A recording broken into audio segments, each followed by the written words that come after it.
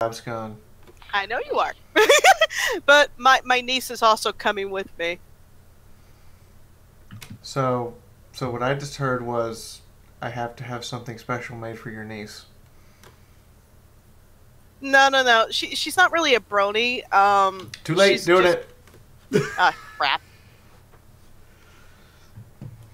She wants to come with me like a couple days before we head down there because she wants to go to Caltech University.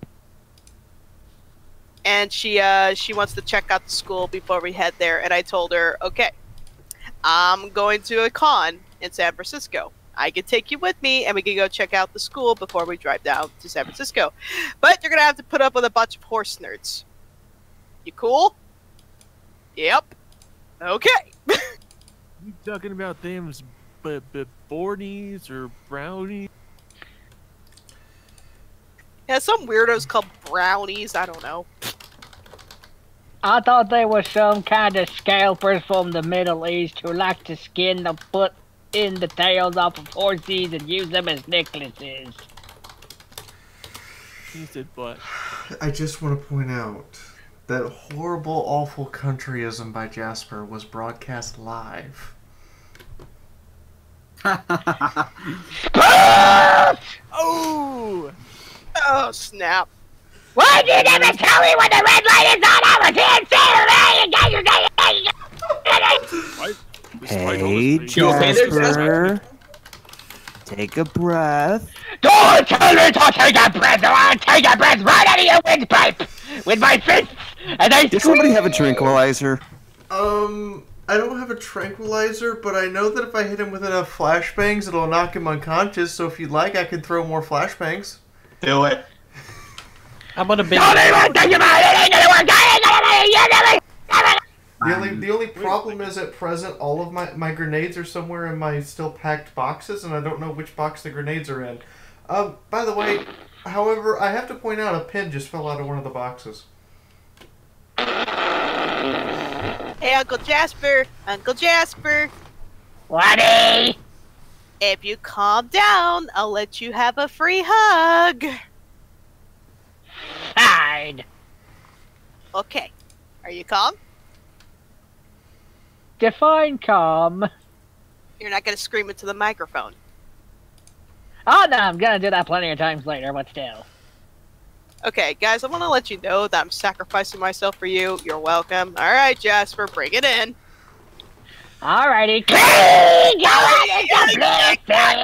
love the blissy! I like the blissy! I hug the blissy tootsie papa! God, help me. You know, I should probably play the intro when we get started, right? Yeah, probably. Yeah, you should. It's too late for me! Save yourself!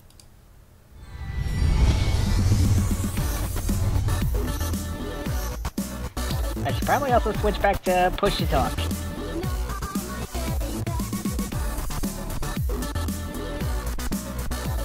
Hi, Billy Mays here.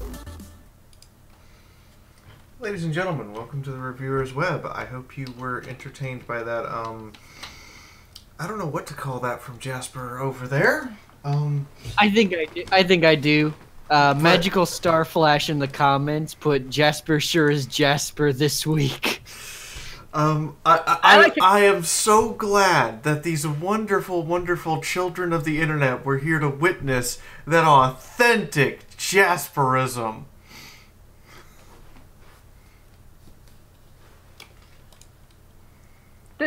This Jasper of the Week has been brought to you by the letter Pudding.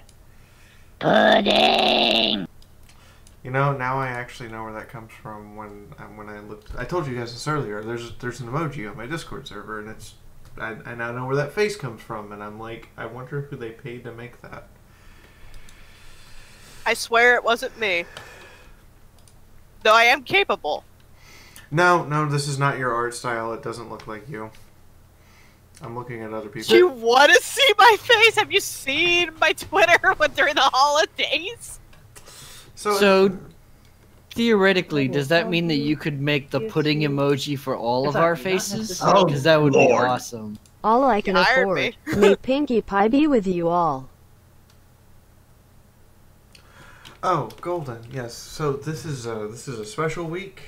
Just like season finale is a special week next week. Last week was an odd number episode, so we went down to up. We went top to bottom. So this week we're going from bottom to top, which means that because his name has the word "the" in it, Mr. Brony Critic, would you start us off introducing and identifying who the heck all these people are? Well, okay. How often just real quick, how often are you going to get mad that I have "the" in my name? Considering I'm supposed to be referred to as the Tank Girl every single time because I didn't put that as the first word. Don't hate because you didn't do it. Alright, so I am the Brony Critic. My focus is primarily on the fandom and the fan content, so I review a lot of fan fiction, music. I also do a little bit of the show, a little bit of theorizing, and primarily convention talk. So, thinking about this episode, I really, really enjoyed this episode. I'm a big sucker for Christmas specials, and just being able to enjoy this episode and getting to enjoy it with all of my friends here just made it a really enjoyable experience. So I'm really happy to talk about it. Move it on to Shoujo. Hey there, everybody. Shoujo here, and I'm kind of in the similar boat as the Brony Critic, but I primarily do the reviews of the My Little Pony episodes, although I've been taking a little bit of a break from that and trying to sculpt something, which you may see later. But I gotta say, after a very abysmal season 8 with a few shiny pieces of gold and the turds of certain episodes, this was just a really good refresher. I liked this episode. And on top of it, Discord didn't piss me off, which is actually surprising. Hello, everybody. This is your super awesome, mega, ultra, super sexy stallion, Master Code Ace Analyst here. Yes, that's right. All of the above, all those subtitles account to me. Anyway, as you all know, I review the ponies from the show to the comic and everything in between. And yep, as for today's episode, it was amazing. It's probably, I'd probably say my favorite Christmas special that the show has ever done. So, gonna have a lot of good things to say about it. And now on to the Blissy Bliss. Man, how long has it been since I've been on this? I feel so bad. A while. Well, considering we had a 3-week skip. Yes, I am so sorry for being AWOL, guys. I am Lightning Bliss, the local rainbow alicorn of the Brony Analysis community. I am the lead TF2 editor for Analysis Anarchy, and I do MLP reviews and funny skits, magic lessons. Lately, though, as of last year, because my Thunderblight project kind of took over a lot of my stuff, all I had time to do last year was basically Let's Plays and reaction videos, which kind of sucked. So I'm hoping to get back into the swing of things and doing more reviews. And with that, I am going to let the Fez Pony take over. Well, welcome back, Blissy. Hello! This is the Jasper Pie, also known as the comic maker, one of the audio editors for TF2, and basically your overall pizza pone of Pie's Pizzeria, who better to cook a pie than a pie. As some of you might be aware, I usually do the comic commissions, but this month I am taking a hiatus so I can construct the biggest, longest, most painstakingly beautiful comic of all time! 18 pages of pure Jasper awesomeness in a little production I like to call Rumble on the Rails, which will hopefully debut by the end of the month. Okay, well, Jasper, please don't die from excitement. I'm already dead on the inside! But Oh no, it's happening again.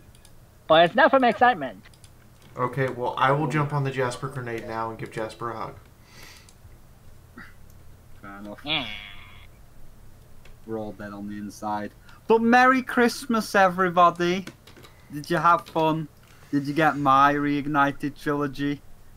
From me, the greatest dragon in gaming, who is the local artist here, who's done not one, not two, but 3 pieces while you're all getting drunk on eggnog. And I also do game reviews, let's plays, and all the other stuff that you can find on my channel over to Golden. Okay, so it's my turn. Yes. Aye, sir. Alright, so what's up everybody, I'm Golden Fox, and I review episodes of MLP, movie reviews, and I stream Let's Plays on Twitch. Huh. That was short and sweet. Yeah. I want those back. I need my fix. Someone give Blissey the fanfics. No, I need Golden Fox's Well- stream fix back. Yeah. I'll stream tomorrow. So, I am Fiaura. I am the host here. Hi, everybody. And you will find my YouTube and my fanfiction both in the panels below and in the chat, along with the links to everyone as they introduce themselves in the chat. We also want to give a belated we miss you to Solar and Moon Knight Burb and to Wilstonator, who all had obligations tonight. So, in the meantime, who wants to... This is a Christmas episode. This is a special episode that's outside of the normal season. Does anyone have an immediate burning thought, or do we just want to go in our normal order? I see a Blissey.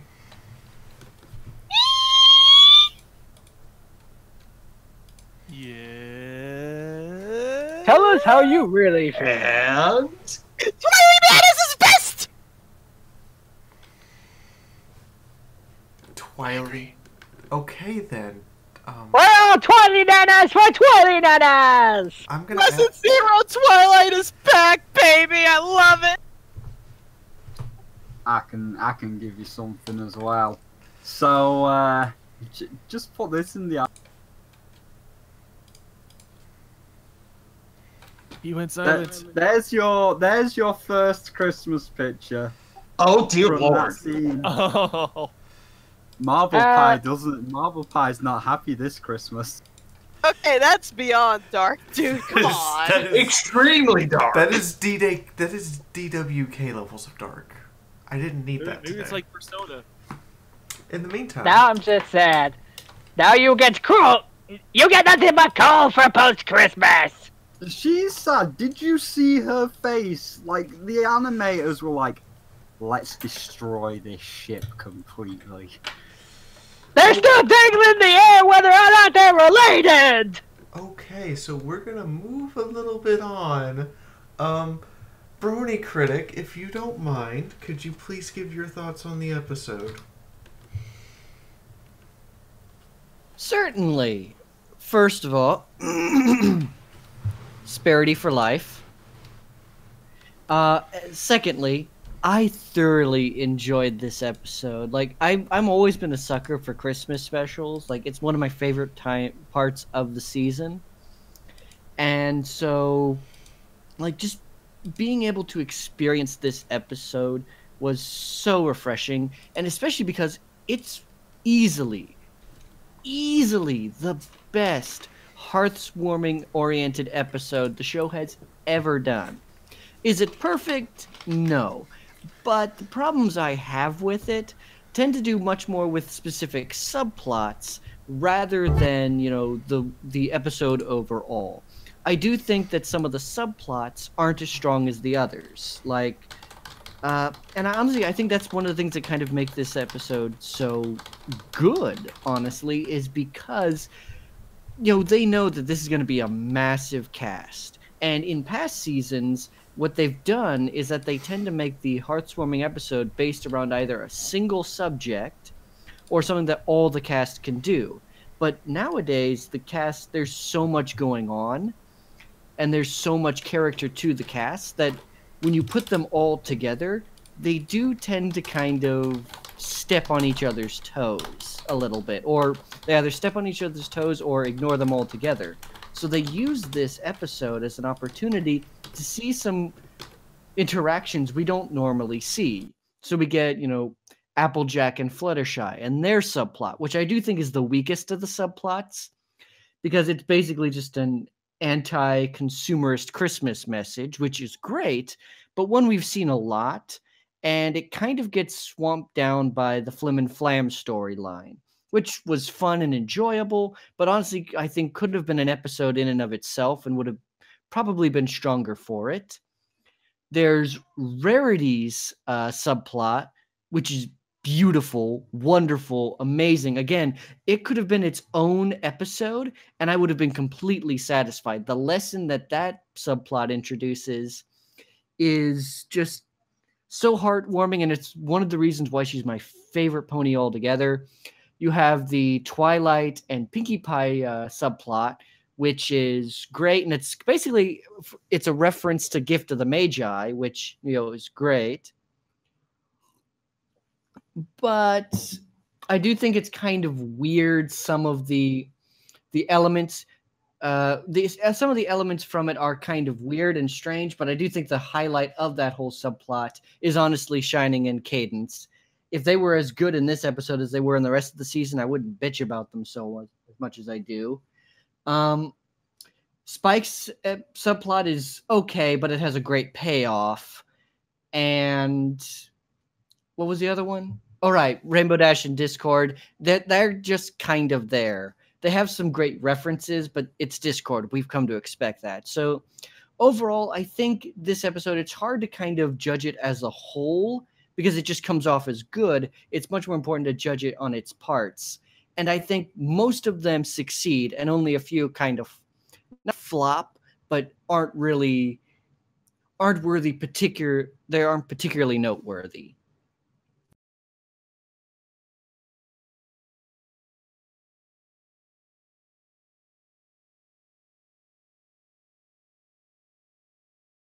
Oh boy, how do I top that? Well, what I want to point out before I go into my analysis about it is I really did like the song. I probably reaching for the bottom of the barrel here with not mentioning anything else that Brody Critic mentioned, but the song at the beginning was just lively, fun, and just really good, getting me into the whole spirit of heartwarming and everything else, and it was just really good.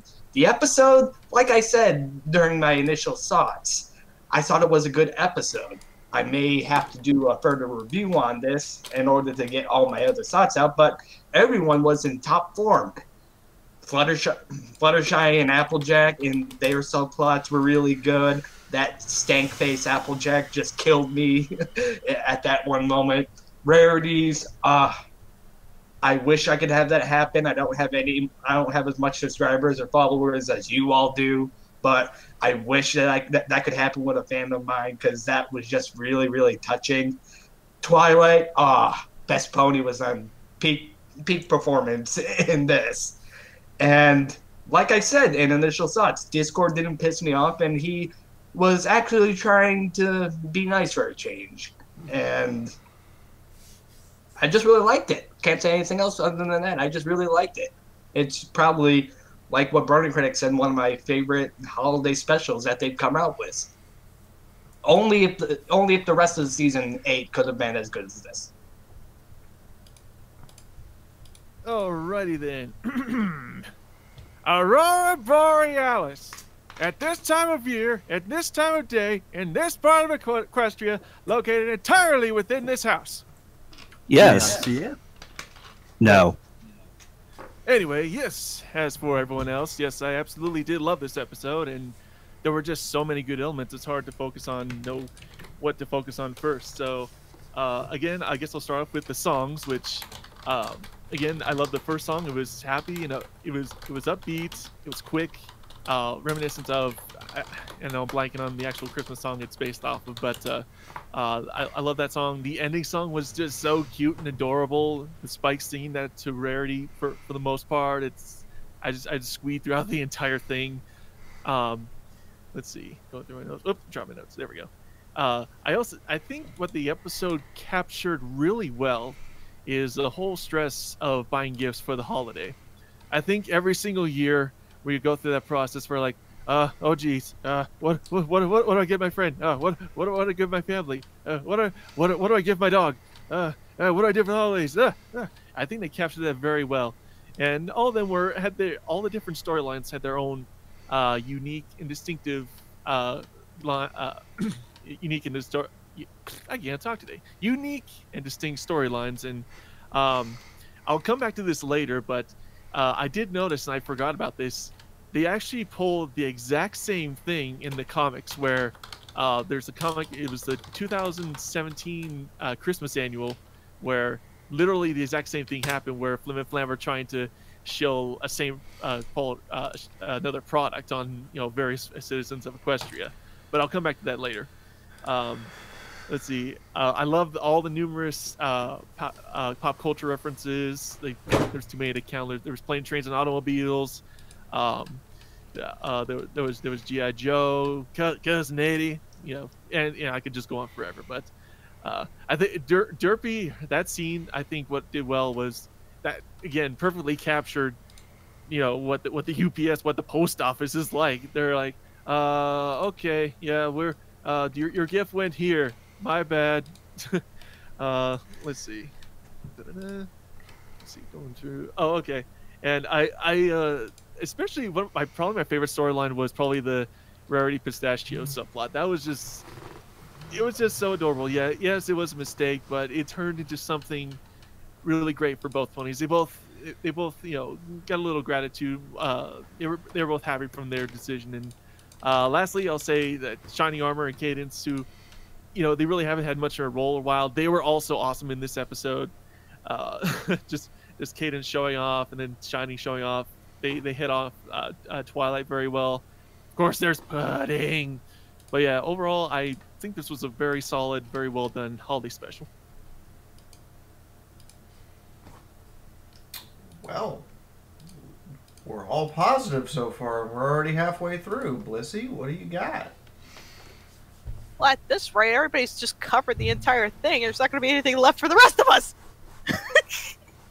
How about that? Okay. Yes to everything everybody's already just said. I really have to say that I loved the song at the end, because it kind of just captured that moment for me specifically. What the holidays mean to me in particular. Like, I don't want gifts, giving gifts and giving, receiving gifts. That's not in my love language, I found out. Like, I scored a 0 on my love language when it comes to gift giving and receiving. It's not important to me. Acts of service, kind words, quality time, those are all very important to me. And the song, basically, I felt like represented... Blissy? But, oh, sorry. You cut out the word represented. I feel like the song represented all of that. And but the first time I watched this episode, it was with Doc, Josh, and Ari. And when the song came on, I couldn't help but get all teary-eyed and snuggle up to Ari, because I'm like, this is my jam! I love my friends! I want to be with my friends this holiday season! Why can't this be? I want us to have a mansion. We all just have a big Christmas party. At Lissy's house. And if oh, can we go into negatives or? Yes, you can highlight any part of it you want. Okay, if I have one negative, and it's really more of a nitpick, like the entire episode was awesome. Like, I really haven't no much complaints about the characters or the plot. I hate the reindeer designs. They are copy and paste ponies with a few slight alterations. And I mean, their use of magic was a little different. I thought that was interesting, but I just did not like the designs. I thought they felt pretty lazy. And it's sad because I got all excited. It's like, Tayataka, they're canon! Spirit Productions, they're canon! Trailgrazer, they're canon! But the more I saw the designs, the more I got irritable. I didn't like the designs at all. But other than that, this is probably this is my favorite holiday special ever. I loved all the characters. I loved the plots. There was always I felt like there was a piece of something for for everybody to relate to. From Applejack being like the serious one who wasn't afraid to tell people that, hey, you're getting ripped off. You need to be a little bit more considerate of the people you're trying to buy presents from because not everybody's going to want the same thing. Rarity Rarity meeting up with a fan and encouraging him to think better about himself and that he's going to go far, dream big. I love that. Twilight Anna's, gotta love it. Lesson Zero Twilight is best Twilight. I could go on. I guess I could say Pinkie Pie's story was probably the least entertaining to me, but overall, I just loved this episode. And I will drop it to Uncle Jasper. That's BI. Well, already one huge positive thing is that instead of just being stuck in a season, this is its own special. I mean, yeah, it takes place after season 8 because, as you know, Spike has the wings now, but you don't have to, like, keep scratching your head over, and what part of season 8 does this take place in? How many years has this season gone by? I don't know! So that's already a plus.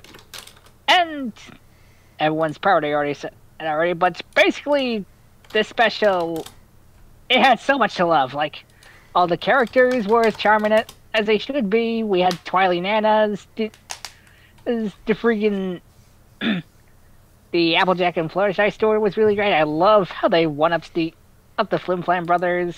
Rarity's story was touching. The songs were all great. And I think one of my all-time favorite things was Sassy Shining Armor. After a few seasons of kinda just being there, I just loved him. I've seen him be the sassy older brother. I love sassy characters. We need to see more of them ASAP! I think just one kind of nitpicky negative thing I have about this special is Applejack's gift to Spike.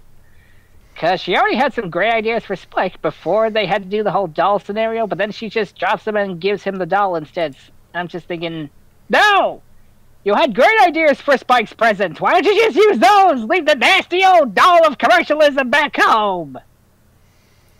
But that's just a minor nitpick. Everything else I really loved about the special, and it was really therapeutic because season 8 was kinda bad. Okay, I have to ask you a question, Jasper.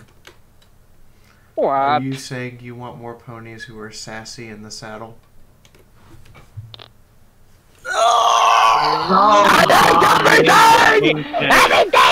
Everything is nullifying existence in my soul! It's okay, Uncle Jasper. I'm right here. Pat. You can tell who I went out with for Christmas. Fiaura, Princess of Explosions. You just wanted me back so that you could break me! Did ya? Jasper.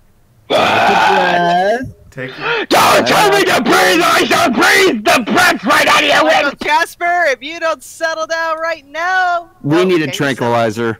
I mean, I did just server mute him for like 2 seconds. Okay, hold on. Tranquilizer? I Fiaura, don't even Princess know her. I of Explosions. am the You cynical, evil little pony. I am the Princess of Explosions. I had to take the opportunity to make an explosive go off. You did, very successfully. Uncle Jasper, stop exploding! She just wanted me back so she can make me explode! I feel Stop so exploding, used! or at least buy me a new pair of headphones. Okay. Fine! Spyro, you take it! You get the friggin'... You take it! You're a mean one, Mr. Grinch. You hate a part of the episode. Yeah, I'm gonna be the Grinch. I've got one bit that I didn't like. In terms of everything else, like, it's already been said, Rarity's story was just absolutely charming. Twilight Nana's on top. And I'm so glad that they brought Durfee back. And I'm so glad that Hasbro finally relented and just let her be the little retarded horse that we all fell in love with. Because you remember that one time where like she was with Rainbow Dash and then it went up and everybody was like, and then Hasbro was like, censor that. I'm glad they just dropped that and now she can just be a ditz at Derpy was my best part. In terms of the Mr. Grinch, I hate the fact that Flim and Flam came back again and they're still doing this stuff again. And it just like detrimented the episode. You could have had so much more time to either flush out Rarity's story or like Rainbow Dash and Discord's story or anybody's, and given Applejack and Fluttershy just something else, because seeing them there again for like the third time in a row after Last Pegasus, after the Friendship University, it was just draining. It's just like, why are you here again? Why are you in this? There was no need for you to be in this. You could have been replaced with Starlight, Glimmer and Trixie and nobody would have missed you.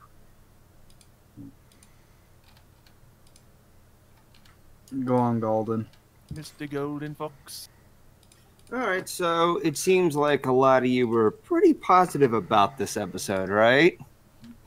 Yeah. That means it was your I don't favorite- like where this is going! Are you going to join? Well, I want everybody silent for just a second. It is his turn to speak. I don't like this episode!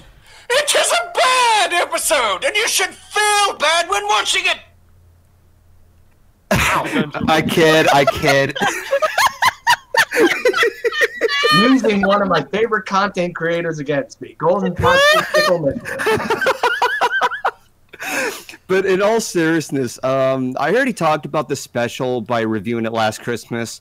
I will say that I enjoyed it a lot. There really hasn't been that much said already from everybody else. The songs, the moments with each of the characters, and how they all shine very evenly. Rarity and Pistachio's plot is still my favorite next to Pinky's travels to the reindeer. A heartwarming tale is still my favorite, but this one was very fun to watch. The one thing that I will talk about is something that I didn't talk about in my review because I didn't realize how big of a deal it was until after I finished and recorded my script for it, and that was when Marble had her heart broken from Big Mac and Sugar Belle. I wasn't a fan of Marble's connection with Big Mac because they're playing up the same character with no differences, and there doesn't seem to be a challenge with the two. I believe in relationships that have a contrast with each other so that they can help each other out. That to me is what I believe what helps a relationship grow. However, I will say that it was pretty cruel for the animators to throw that moment in there. I do hope that this does get touched on in season 9, or else it's just a mean-spirited moment that contradicts the entire episode's tone. But I'll just stop there and pass it on to anybody else. I think I'm the last one before I get carried away. So, Oh, I'm not done with you. I Oh, still boy. have to. I still have to go, but you are more than welcome to keep going, Golden Fox. You've only taken a minute. well, it seems like I've touched some raw nerves on Bliss. I'm sorry, I don't like. Run, Golden, run for your life. And they Down, boy. And they say I'm loud. That's okay. I have special explosive cookies for Twink. That is all. Something tells me that Bliss liked something with Marble and Big Mac. Maybe. Oh, well, I don't like characters who are silent, and I especially don't like it when somebody is about to say something but they cut them off, just like what Pinky did to Marble or what Granny Smith did to Big Mac in Pinky Apple Pie. It irritates me. I like it when characters talk, especially with these introverts. It helps them step out of their comfort zone. It always rubs me the wrong way when they're about to say something but they get cut off because they're the silent characters. They're not to talk. No, just... Yeah, I'm going to stop there. I just want to know if they're related to see if we can ship or sink. Alright, well, I enjoyed the characterization of a lot of the entire episode. Even Fluttershy, for all the faults that usually come up with Fluttershy episodes or Fluttershy moments, the kicking the rock was priceless. And Applejack was an actual true gem of a character for once. And not just making me cringe at the Southernisms. But I think she just works well with Applejack because when they were in the Kieran episode, she just worked well again. I think just pair her with Fluttershy.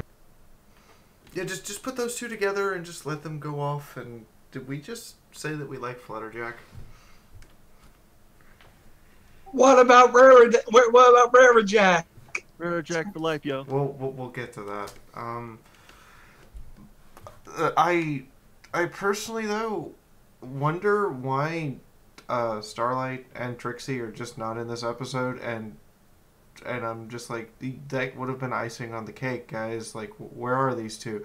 I do like that they did show the Student 6 going to spend Christmas together.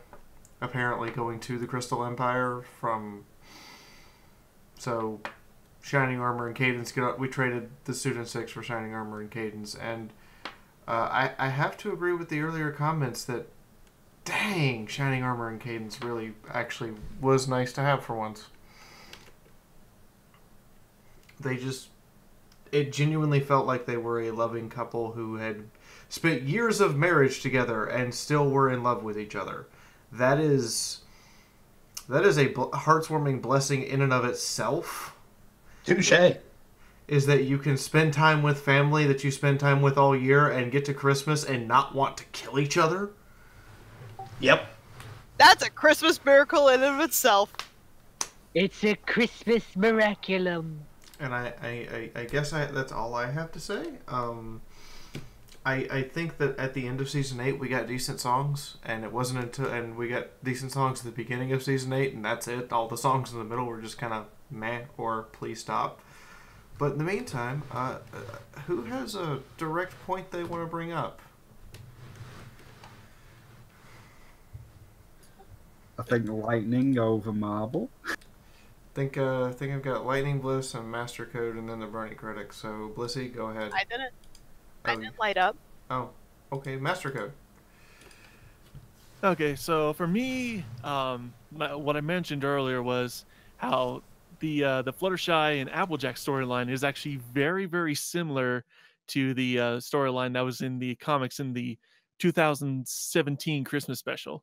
And I'm going to quickly talk about the comic, set it up so you understand it, because no one here reads the comics. And then I'll tell you why the episode did it better than the comic. So anyway, tell me if this sounds familiar. Flim and Flam, they arrive into town, and they're shilling a product in order to make a bunch of money. Does that sound familiar to anyone? Uh-huh. That sounds like their everyday occurrence. That sounds like it could be any one of 5 now episodes. Yeah.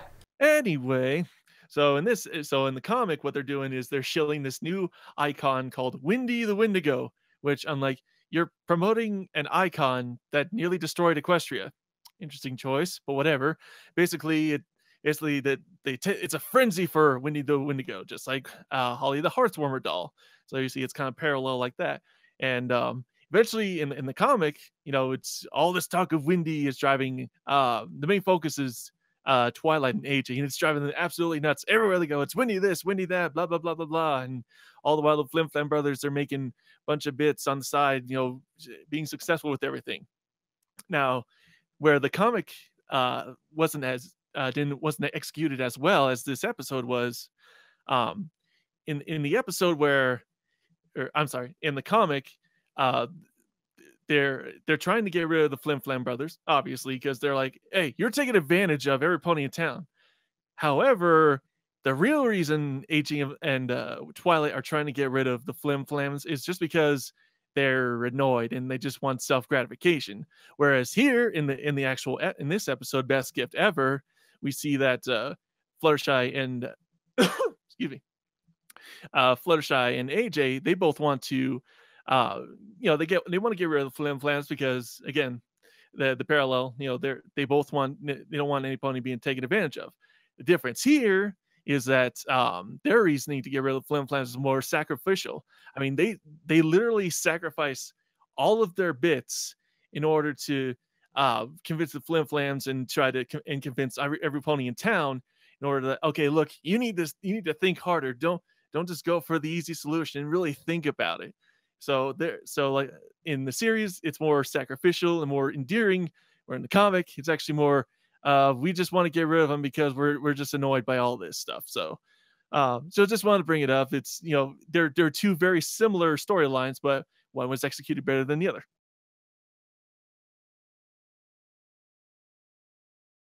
Baroni Critic was the next to light up down there, unless somebody wants to comment back at Master Code here. I can let Brony go first because I still think that it wasn't needed. But also, do you have anything on it, Brony? Not particularly. I do like his points, and I do think he does present a really good argument for it.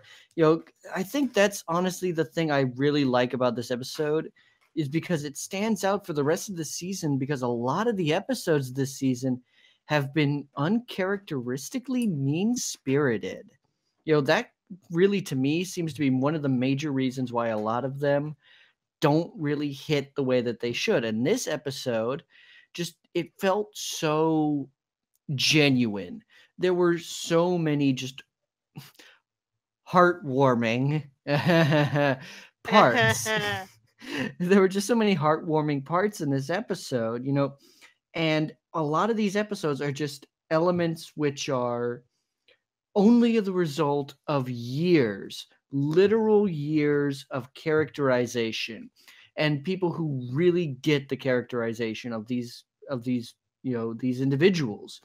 The relationship between Applejack and Fluttershy is just beautiful because it's one we don't see a lot, but it's exactly how we would imagine that relationship would go. And, of course, this situation, as he stated, was in the comics. So, if it happens in the comics, but this time they changed up the motivation and it suddenly put it all into context and made it that much better. We are used to Spike doing selfish things, but in this episode, he's doing a selfish thing for a selfless reason. He really wants to provide the best possible gift. And he gets his punishment for, his sneaking around immediately in the episode, in that he doesn't know what gift to provide. That's his punishment. And at that point, it stops altogether. Then it's how he gets over it, which is great. It's a way for him to kind of be the butt of the joke, but still keep his character intact. If Spike were written as well in this episode as he is in the rest of the show, people wouldn't bitch about Spike as much as they do. Of course, being a Sparity fan, I love the little connection that they have here. It doesn't need to be a lot. It doesn't need to be huge, but it's appreciated, and I'm used to things like this. So it was wonderful, and it was a great play between their characters. As I stated, Rarity is just... I love that scene. I love that moment. I love the character, even if he is a little extreme. But all the same, I love this idea of how they captured Rarity. And again, as far as, Shining Armor and Cadence were one of the highlights of the episode because they actually did something. They did something. They interacted with other characters in a natural way. And again, if they acted like this in the rest of the show, we would care about them more. Because a lot of the episodes where they're in, we're supposed to care about them, but they haven't done anything to warrant. They don't have any character to care about. But in this episode, I love them. They were amazing. They had great chemistry and great one-liners. I wish the show did more of that. And I think you summed up what's wrong with the flim-flam bit, because every moment is endearing and heartwarming, and it's like, look at the good, and then there's just this one jarring out of place bit that's look at the bad that you've seen 5 separate times, twice in one season. Exactly. I'm kind of sick of the Flim Flam brothers being bad guys. Like, I get that there's this idea of, like, you don't need to have them reform and find friendship, but giving them a situation where they're not the bad guy, because they didn't have to be the bad guy. You know, in their very first episode, they didn't do anything illegal or wrong. You know, Anthony C. brought up the best point about the Flim Flam brothers in Super Cider Squeezy 6000. They built a machine. It worked exactly as intended. They just wanted to It's just Applejack can't negotiate worth shit. You know, so suddenly they're the bad guys because they want money, which isn't a justifiable reason to make them a bad guy. It's only after that episode that they've become the con artists. And I hate that characterization because it's an easy way out. I don't need them to be, I don't need them to give up money and become sacrificial and completely change up their characters. But do they really have to keep on being these scam artists and bad guys? I thought for a second they were going to try to fix it up a little bit with the resort to a degree. But in this episode, they kind of had them doing the same thing they always do, which is, frustrating because we've seen it before. Show us something we haven't seen.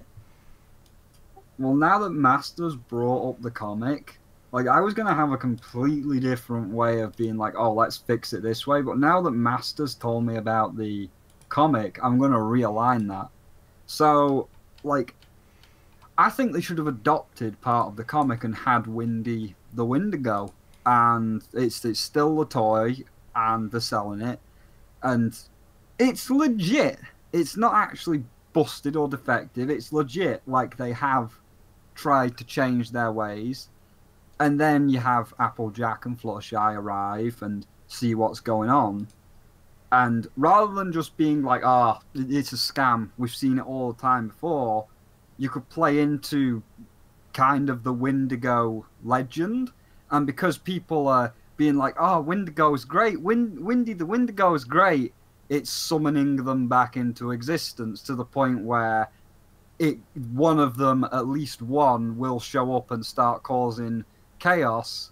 And then it's like Flim and Flam would have to come to terms with, our somewhat scamming has actually caused a major, or at least a potential major disaster, and we should go just straight from here on in. So they get somewhat reformed to at least be straight, but it's still going to be make money, but just legitimately.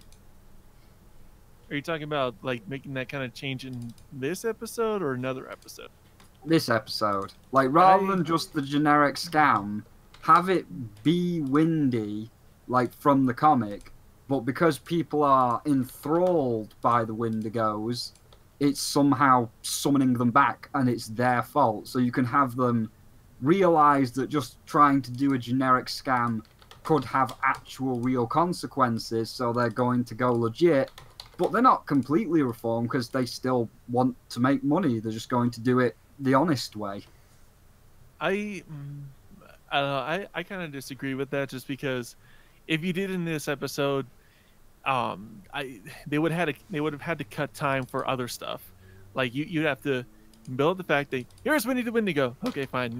Like Holly the Horseworm. Yeah, they both set that up, but then you have to set up that you're basically setting up like a monster of the week plot where this monster comes out. It's like, oh no, what are we gonna do? And it kind of just goes against what the episode's trying to do. I think that would just kind of overinflate, make it would the crowd episode a little it. more complicated.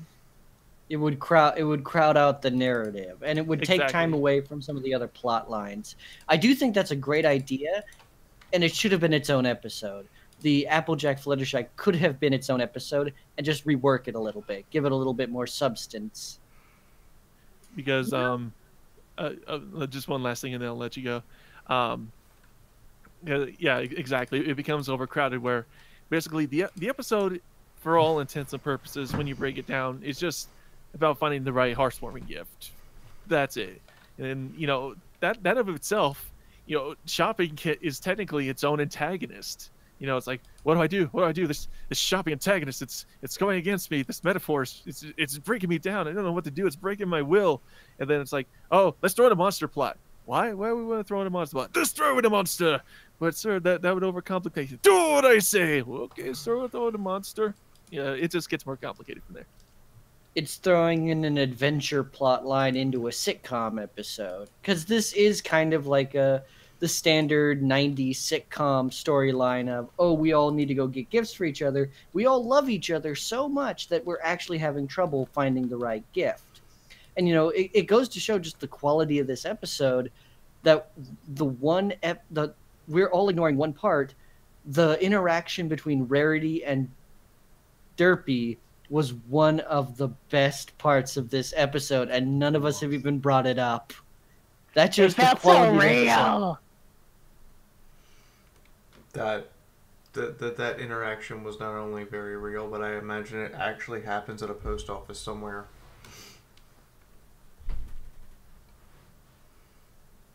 It does, but not as friendly as that. Oh, this episode has so many references to workplace during the holidays. I used to have a job last year I had to work for a movie theater during the holiday season, during Christmas. And so all the Christmas movies come out. And last year, it was not this Christmas, but the previous Christmas, it was Star Wars Rogue One. No, sorry, Last Jedi. It was Last Jedi that came out. Rogue One was the year before that. Ugh. And, you know, there's the guy in that opening song where he's one of the store vendors, and he's, I forget the line in the song, but that dude is my spirit animal. Like, this whole episode just has those little moments of reality for the holiday season that just make it so refreshing and honest. I think that's what really makes this episode stand out. It's a Christmas special, but it doesn't bullcrap about anything. It's very honest with the realities of the holiday season. It's mostly shopping. It's mostly stressful. You're worried about your family having a good time. Most of you guys don't really care at the end of the day because, you know, it's family and we're all fun, but that doesn't mean that it's not stressful and annoying as hell. We love it, but it's annoying as hell. That's the most honest summarization of the holidays that I've probably seen in any Christmas special. I think the point we actually haven't really talked about at all, now that I think about it, I'm gonna go briefly into the omnipotent Durs. But first, Blissy, she brought up the point about the Durs designs, and I do agree to some point that I view it as just a minor nitpick that they could have made the designs a little more unique. Like going in the comics, for example, they looked much more tall and elegant and much more distinctive from ponies, obviously. You know, even going to the Saddle Arabia ponies, they look like your traditional horses. So it's like they probably could spend a little more time, but that's just more of a minor nitpick.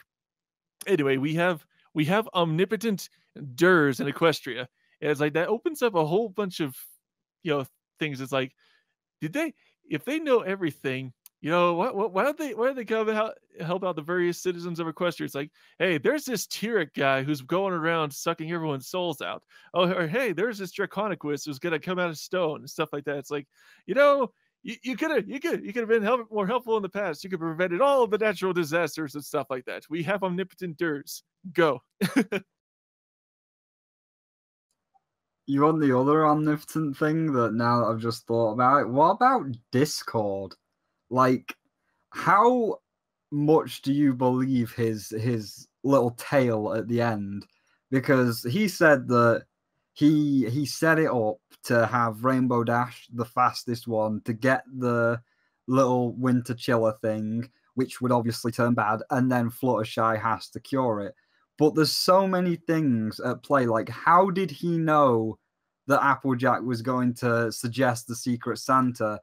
And then what happens if Rainbow Dash didn't get Fluttershy's piece of paper? Like, how much was he manipulating that situation? Or did he also go to the reindeers and say, look, what am I going to do? And the reindeers are like, oh, well, Applejack's going to suggest this, and Fluttershy's going to be had by Rainbow Dash. Well, now, forget Reindeer Ex Machina, now we've got Discord Ex Machina. I kind of wanted to say up until the very ending scene when it's revealed that the reindeer were watching, that maybe the reindeer were Discord, but I was wrong. Yeah, Big Brother isn't watching. Durs are watching. It just makes all the reindeer so much more creepy. To know that they're watching, like Santa Claus, except they're literally born to do that. Actually, in the episode, they make a reference to Blitzen, which implies that they do have actual reindeer name. Like, the reindeer aren't just these, like, 3 magical beings. There are actually a race of reindeer. And somehow they made a Santa Claus reference. How does Santa fit into the hearth-swarming myth? I have a better question, Brony Critic. Would Rudolph's red nose just be like a nose that fires lightning bolts or some sort of magic out over it like a unicorn horn?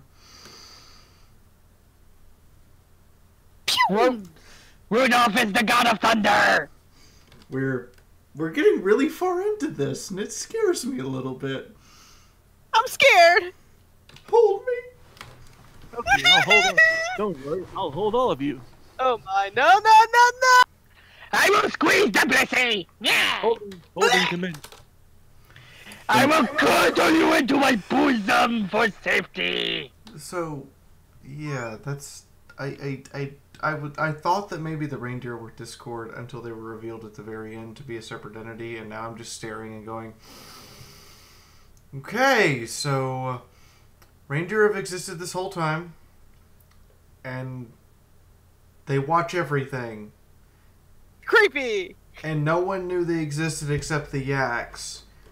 And it took Pinkie Pie befriending the Yaks to find out these things exist. Yeah, I got nothing. I can't help but feel like all this confusion could have been avoided if they just put more deer in the show. Well, then it would be My Little Reindeer. It's a spin-off series.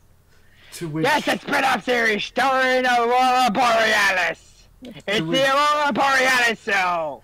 To which, if it turned into My Little Reindeer, instead of having piano and orchestra, we'd have jingle bells and hoof clopping noises as our intro. The implications of what you just said. So, here's I do have a bit of a question regarding the whole marble and everything. Bliss, is there something you want to share about marble pie? I'm just curious. Yes? Yes? Yes, my I don't child. know. Sorry if I put too much pressure on you. I was just... Did I say something earlier and I just forgot?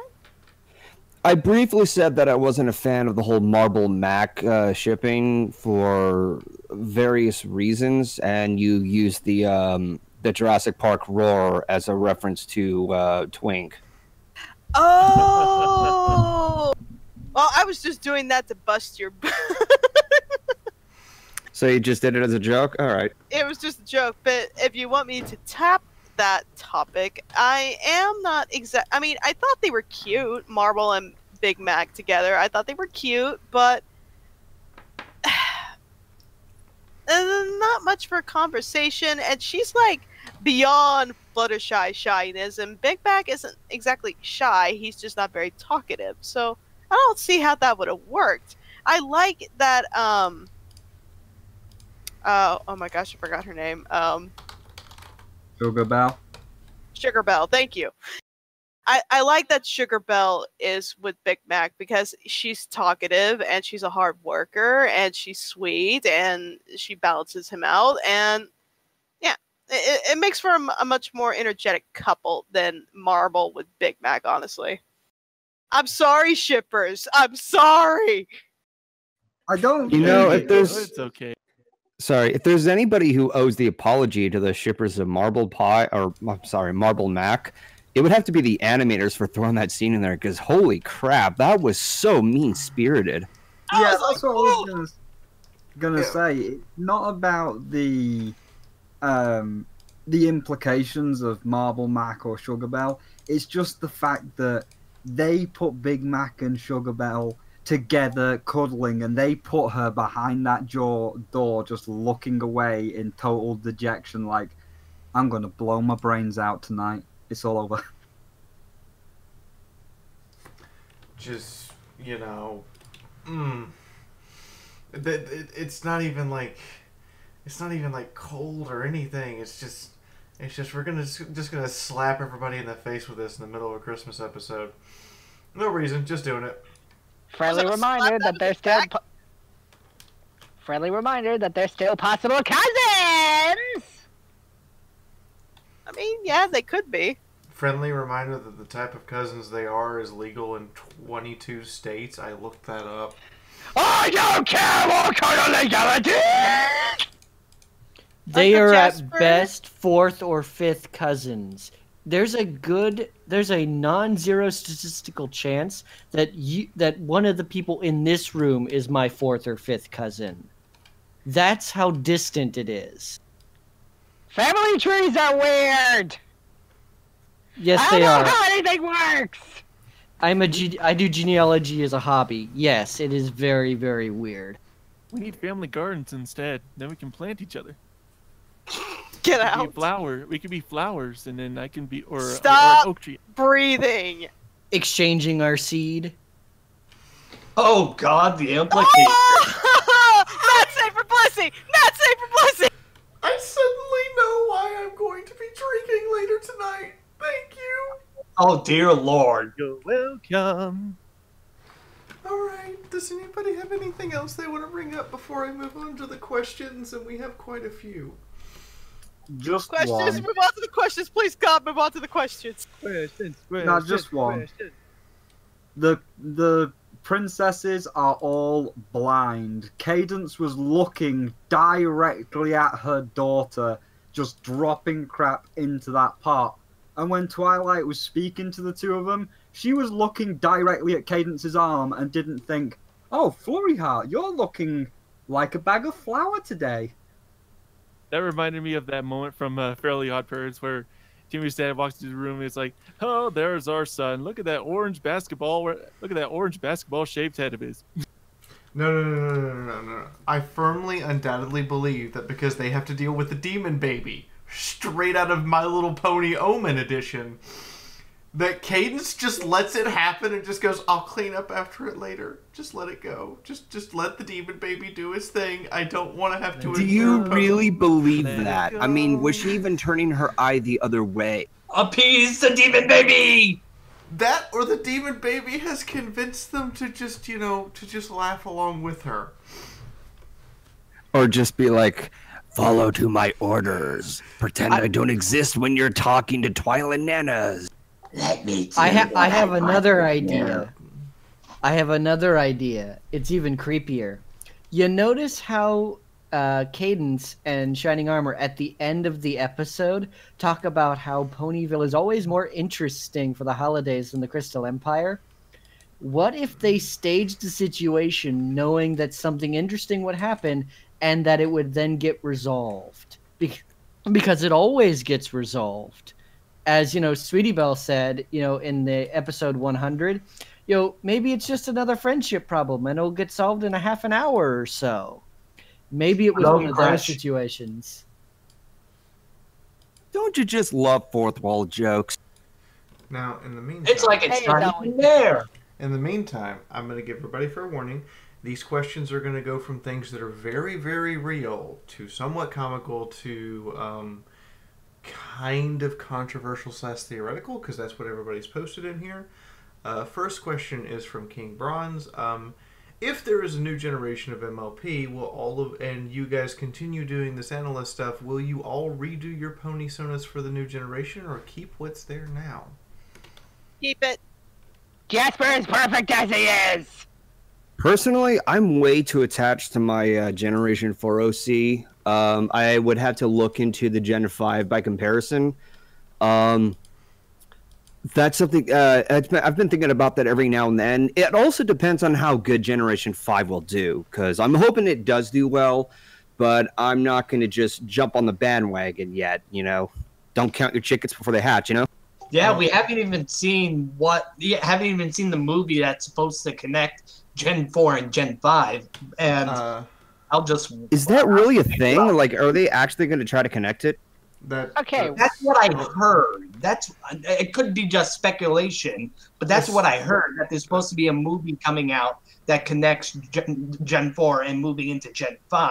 So I feel like I would want to wait until all that comes out to get my thoughts on it. Well, but right now, I just got my OC. Okay.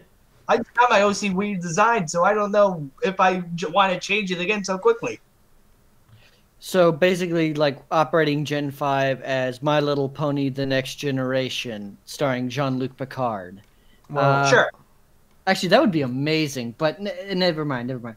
Anyway, as far as my my OC goes, kind of the whole backstory behind my OC's character is that he travels between universes. That's what he's reviewing with the reviewing the fandom.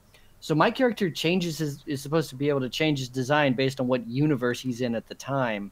So, you know, if I ever review Gen 5 things, I'll probably switch to a Gen 5 design. But as far as just Gen 4 stuff, I'll stay with my Gen 4 design. You see, I'm uniquely interesting because I'm technically not from the Pony universe. I just look like Ember's body type while around, so I don't have to because I'm part of 2 universes. Well, Sunrise is stuck the way she is because that's the design that Bethesda said I could use for publication purposes. So I can't change her if I want to. So I guess I'm stuck. And Blissey just designed new vectors for me, so I'm stuck too. I know. I have to get Blissey to make more vectors for me too. My only excuses are like Gen 4, so I stick to Gen 4. But yeah, Sunrise's design is what's going on the book cover and what's going to be in the 4 volumes I'm allowed to publish, so I'm stuck with it for at least the next 3.5-4 years once everything's published. Also, question. Answer. Maybe I'm out of the loop, but what makes everyone so sure that season 9 is going to be the end? I know, right? Because Hasbro has kept everything under wraps and then refuted the rumor after they fired the leaker. So we honestly don't know if season 9 is the end or what's going on. The ride never ends. But I can partly tell you. So, like a couple years ago, it got leaked, supposedly anyway, of Hasbro's business timeline. Not those fake screenshots, like where it was like, oh, this is what Gen 5 is going to look like, this is the concept art. It was actually kind of more like a AAA, this is our business chart. And it did say Season 9 end, connection movie, Generation 5. They've probably refuted that as well, but being like EA or Activision, if it's not just a concept art, if it's like an actual business model or business timeline, you can refute it, but I don't know how much I can believe you. But that business model and business timeline has already proven incorrect. And another thing that is probably going to be the more accurate situation is they want to continue off of Gen 4 because Gen 4 already has an established fan base. It already has an established narrative elements. All you really have to do in that is introduce your show-oriented elements. That's the reason why Star Trek: The Next Generation was able to kind of get off the ground rolling after, a crappy first season. But all Star Trek has crappy first seasons. That's nothing new. But with Star Trek: The Next Generation, they didn't have to worry about, we have to design a whole bunch of aliens and all that stuff. They already had some aliens that they could start with from the beginning. They did still create them, but they could create them while already having a backlog. So it's just smart and good and cost-effective for them to build it into this world. And they'll already start with fans who are probably more willing. But if I had to guess what they would actually do, it won't be a here's the season finale or the series finale of Gen 4. Now wait in 2 years and we'll come out with Gen 5. If I actually had to guess, I would say it's going to be a lot more like how many of you guys are familiar with How to Train Your Dragon on Netflix? The How to Train Your Dragon shows that were on Netflix for a while. None of us, I don't think. Okay, so what they did is that for the first season or two, they had a thing called Dragons of Berk.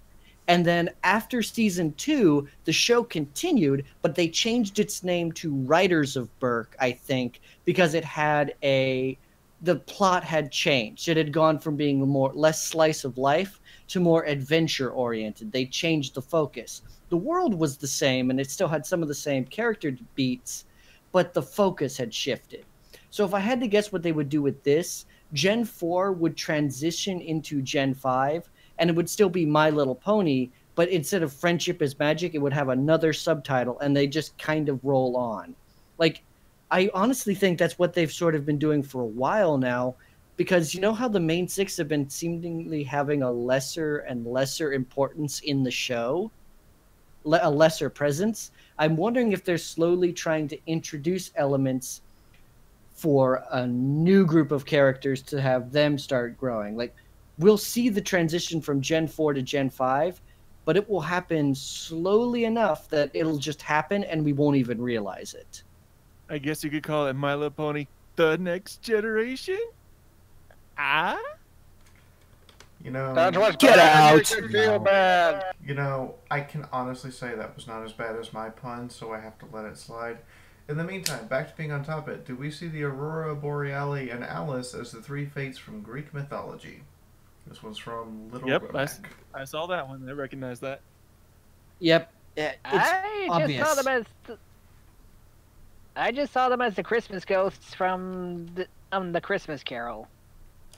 Yeah, I agree with Jasper. That's a similarity that I see. Yeah, that's the similarity I saw was Ghost Plus of it's Christmas kind of- Present, Past, and Future. Plus it's kind of fitting because it's a Christmas special. Yeah. So there. It could be either or. Actually, that brings up an interesting idea.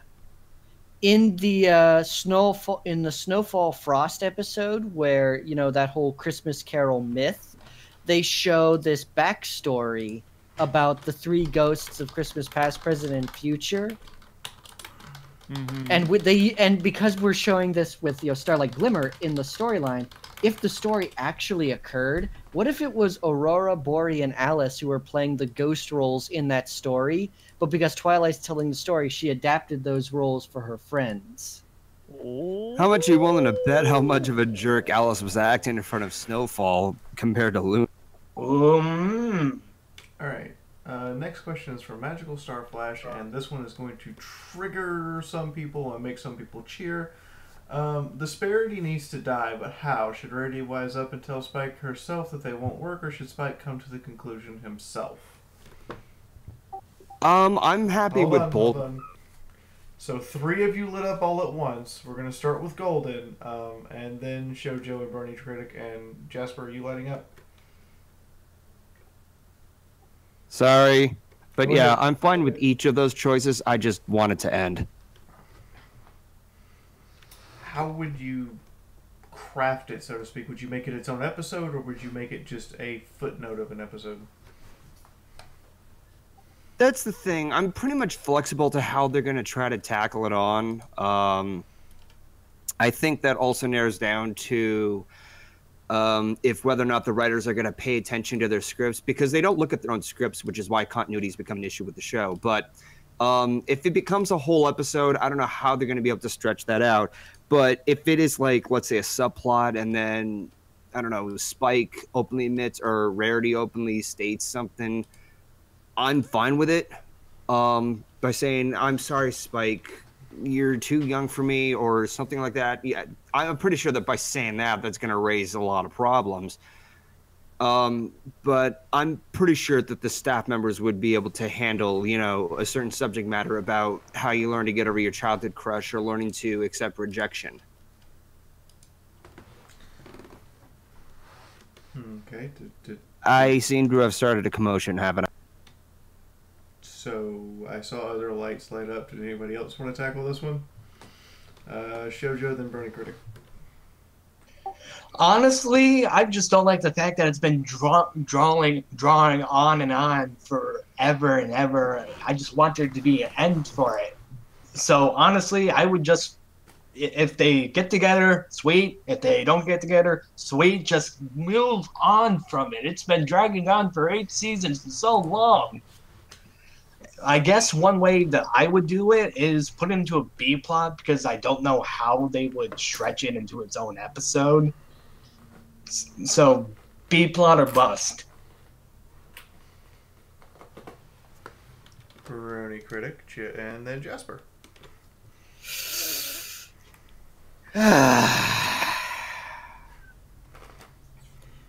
I am the world's biggest Sparity fan. I don't get the hate for Sparity, except in that generally when I've seen people who have a hate for Sparity, it's because they hate Spike. And I put all the people who hate Spike as a character, I move those complaints into my comments on the Father Knows Beast episode. I summarize why I think most people hate Spike in that episode. And I think that's honestly why people dislike Sparity. Now, I do agree with Shoujo that the storyline could advance further. Spike is older. It's been years. I would love to see something done. I don't think it needs to die. There could be some interesting connections. But if they want to nip it in the bud, if they want to get rid of Sparity, I don't know why, because it's a great thematic and narrative element. It's wonderful.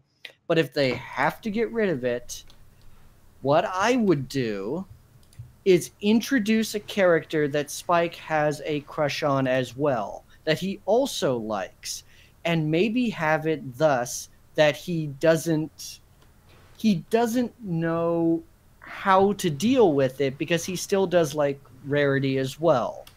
He has these affections, he doesn't know how to deal with it, and maybe have Rarity helping him along in getting this person to like him. And maybe you can then summarize the situation there.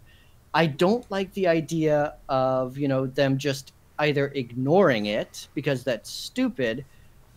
But if they really don't want to, if they don't want to show that only ponies can love other ponies, make whatever thematic elements and references you want to make there. Or that, dragons are incapable of having relationships with other things that aren't dragons. And the troubling implications that thematic element raises. Honestly, I enjoy the narrative elements that relationship brings, and the fact that the two characters do have chemistry. But if you're gonna get rid of it, make it in a situation where the two of them have to help the other one move on. Because that's really the two of them respect each other far too much to do anything else. Brony Critic, I can tell you the very biggest reason I cringe over Sparity, and that's the fact that, and I don't mean this to trigger anyone or in full offense to people, but any form of relationship with the two of them is technically pedophilia, or like a teacher sleeping with her students. Are you sure? Are they not like? I mean, Spike how do you tell? Rarity's a full-grown mare, and Spike just got his quote-unquote wings, and just had the moment when he would have been kicked out of the house in a regular dragon family, as explained earlier in this season. Is she has it ever said their ages? Yeah, well, the show never really talks about their age, and we can only assume. It confuses me, Fiaura, because in Equestria Girls, they're teenage girls. In Ponyland, they're full-grown mares with their own jobs and homes. I'm confused. Hasbro, make up your mind! And when you also put into the perspective that Twilight was going out for Celestia School for Gifted Unicorns. She was basically trying to go into Magic Kindergarten, 4 years old, when Spike was born. So at most, there's a 4-year difference. Not assuming the fact that, it's probably been a good 5-6 years. I'm doing a timeline of the episode right now. I'm working with a friend of mine to actually time out the show's episodes and specifically get kind of a rough estimate of their ages. At most, Spike is probably, by the time of this episode, or Father Knows Beast, he is probably about 18, or the dragon equivalent therein.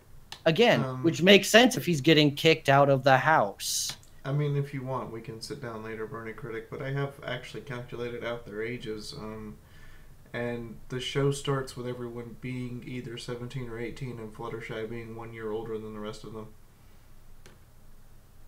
I can't remember where, but I'm pretty sure this is official. I don't think this was like, fake or anything, but I'm pretty sure that there was some tweet somewhere from someone official that they said that they're all roughly around 20 years old. All the mares are like 20 years old, rough. Oh, snap. Which, if you have that in season 1, that was several years in season time or in show time. Still makes it very much either dating a significantly older woman or dating a significantly younger male. Either way, it seems like the relationship's a bit of a stretch without a whole lot of compromise between the two of them. And that's coming It's the same age It's the same age difference between my girlfriend and me. And that's coming from someone who has a degree in the ability to do relationship counseling. Anyway, for me, what I think... I think I can see this as a B plot where, we've had numerous episodes where Rarity's fully aware that he's smitten with her. She knows it. I think the most obvious example, besides this episode, was the episode where he turns into a giant dragon. What was that one? Secret of My Excess. Because that one, he was basically about to confess his love to her right there as they were falling down, and she shushed him. She's like, I know. You don't have to say it. I know you're in love with me. I know. Anyway, I can see this as a B plot in a future episode where he's trying once again to woo her lady in 9 Easy Steps. By the way, if you haven't read that, that's a really good fanfic. Anyway, yes, it is. Anyway, so I could see that as a B plot where at the end, Rarity's like, look, you know what? I'm in the prime of my life right now. I've got numerous shops. Everything's going really good right now. I'm just saying, not now, but maybe someday in the future. Give him that hope. If that was the case, though, that means it could be, and then you're just leading him on. If we're going by Fiaura's time estimate and it's just not working or it can't work, then why lead him on for that long and say maybe in the future? Because then he'll be like, oh well, I'm not going to see anybody else. I'm going to keep holding on because one day, and being that we've brought up all these different topics, I don't think Hasbro will ever resolve it. Because it comes down to something like Bubblegum and Marceline in Adventure Time, where it's like, oh, will they, won't they? But you're not allowed to say, because Cartoon Network doesn't like that, and they will hammer you. And it was only resolved in the very last episode, because it's like, what are you going to do? Cancel us? We're already dead. I don't know. We'll just see how it goes. Anyway, next question. Next question I'm going to answer real quick and in a hurry. What do we plan on doing after the Season 9 finale next week? We actually will be having guests on. I'm talking to the first possible guest right now, and we will be doing specific episodes that relate directly to that guest up until the new season starts. The next question for all of us is from Drinking Buddy. How many times did we watch this special between its release and now? This is only my second time to watch it. What about the rest of you? 3 times. About 2 to 3. This was my 3rd time. This is my second. I think I'll be the outlier here and say this was my first time watching it because I've just been so busy with so many other things outside of this, and I didn't know how good it would have been because of the way that season 8 was been. So this is just my first time watching it, and I may have to watch it to gain a better appreciation of it a few more times. So I've got two fun questions, and then I've got a real hammer home one. So who would pet the chinzilla? I would. I would give it all the calm, huggles sure. and stuff. If it was calm or Excuse me, I still had an answer. Oh. Yeah, because I thought that, you know, whenever we would push the talk, we would see who goes first, depending on who typed it down. But for how many times I've seen the best gift ever, I think I've seen it like 5 times in preparation for reviewing it, including, you know, for this podcast. Well, would you pet the chinzilla? I'm sorry? Would you pet the chinzilla? If it's calm and under control, yeah. Y'all are a bunch of pansies! I'd pet the big one. I'd like to see you try, Jasper. I have already seen Twink's digestive tract. I fear no fuzzy thingy! So, No, you fear all the fuzzy thingies. Shut up! So I'm gonna feel ashamed because I know who this is, but I can't pronounce his name. Tyandaga. Tyandaga. Tyandaga. Tandayaga? I think it's Tandayaga. How do we think he is reacting to Dear being canon, and what should we say? What line would you want to say to him now that they're canon? Your brethren are real! Celebrate brethren times! Come out! It's a celebration! Yes, Master Code? The Durs, they're watching us. They're always watching us. We must bring them down now. They're going to bring a full rebellion into Equestria. We must stop all the Durs. We're everywhere. All across Equestria. Stop all the Durs. Stop them now before it's too late. Yes, Blissey, and then Brony Critic? I'm sorry, Ty, they're ugly as sex. Brony Critic, yes! All I'm thinking about is, thank God, I just hope we never see the caribou. Ha ha ha, yeah, ha ha ha, yeah, ha ha ha, yeah. Ooh, Caribou! Oh, yeah, yeah, nobody gonna deal with you. I think that's a reference that only people who read a lot of fan fiction are going to get, and I hate it, but it's a thing that immediately went into my head. So, Jimmy Neutron. So, does anybody have a comment on this question before I throw you the very real one? Nah, hit me, dude. I'm ready. Alright, so in order from Golden Fox to Bernie Critic, and I will go last, I guess.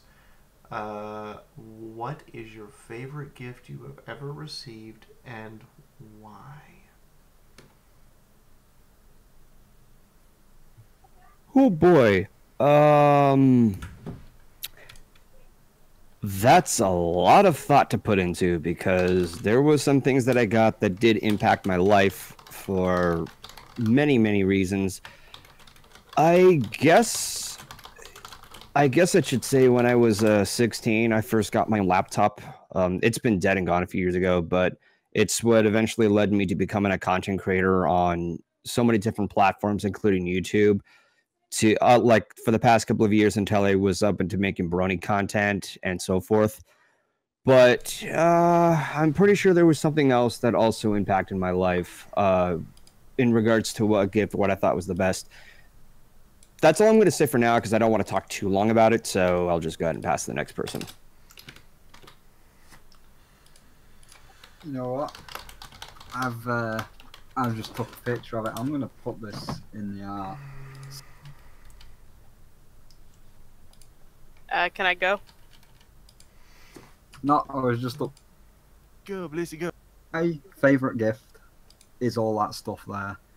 Being a content creator like a lot of you, I get a lot of fan art, and some of it is physical, And every time I see one of those physical things, I actually just ask them to send it to me, because it's just so nice that you can make somebody happy. And every time I receive one, I frame it and I put it on the wall, and it's like, that's your corner, like, people. That's you. That's something I cherish. That corner is, because you can have like all the PCs and PlayStations and everything, but anybody can have those. Anybody can own those. Where it's like, those in that corner, those are personally mine. Someone took time out their day to do them for me. They're truly special because they're unique.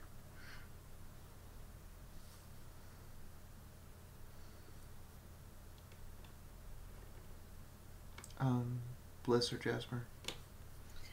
Okay. 2 presents. First one, well, I need to point this out. They're both from my stepfather. And my stepfather's a great man.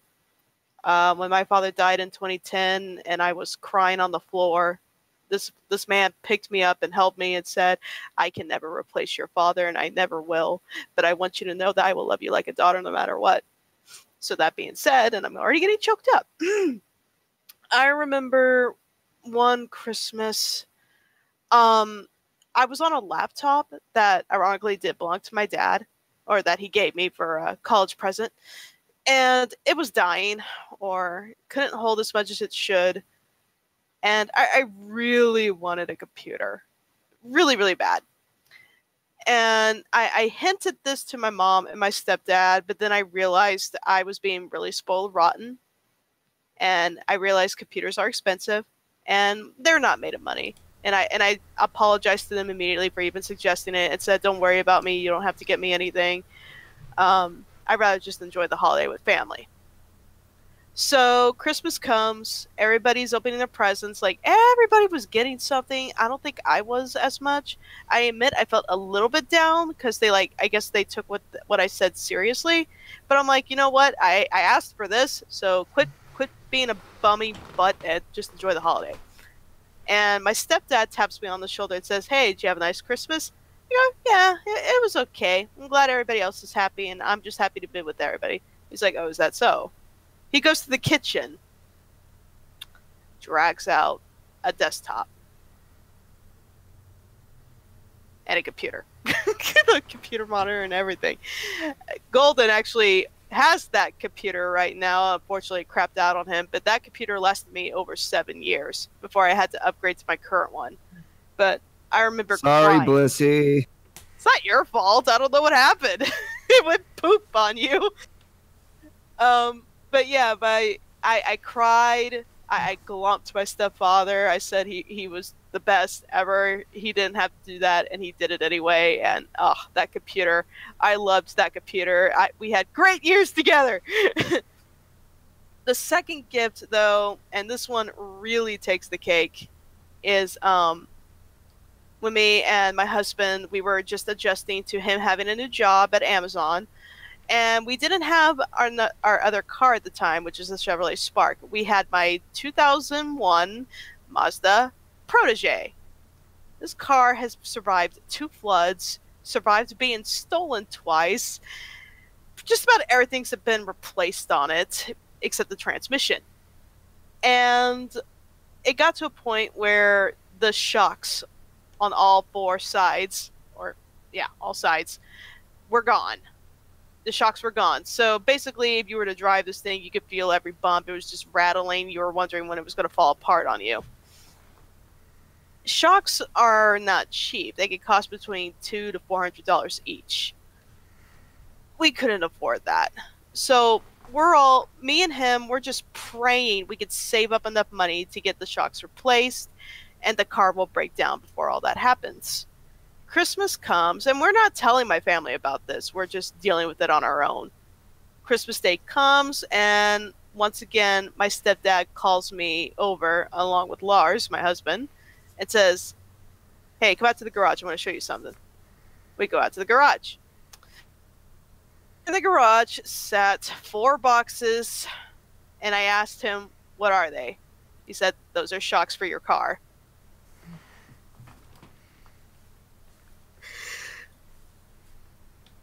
The gift here, it's not the shocks. It's the humongous weight and stress he lifted off of us by buying that for us. Because now our car wasn't going to fall apart. My husband would be able to continue going to his job so that he could save up and we could have our lives together. And it's these kind of gifts that it's not about the object itself. It's the motive behind it that was the best gift ever. Well,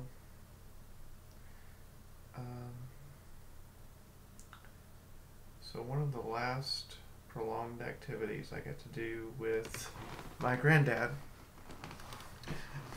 was just before I moved up north to follow a job that didn't even last. But I announced in October that I was heading to Maryland, and I went to see him for Thanksgiving. Of course, we don't call it that, but that's beside the point. And he had a rental car there for me. And I asked, what do you mean, what's the rental for?